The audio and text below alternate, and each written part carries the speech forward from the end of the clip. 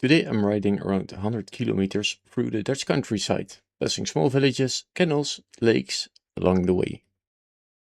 For a 100-kilometer solo ride, I try to keep things simple. Water, repair kit, Garmin, my phone and of course a GoPro to bring you along. And I should not forget my bike.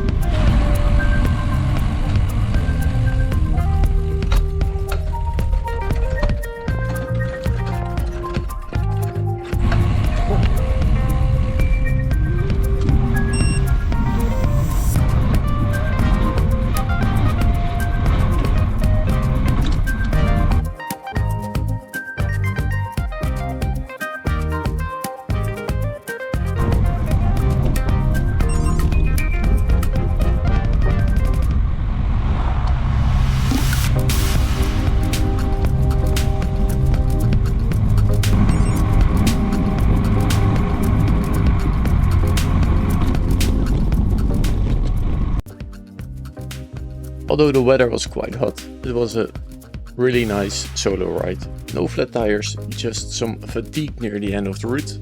But for the most part, it was a beautiful day and I enjoyed myself a lot.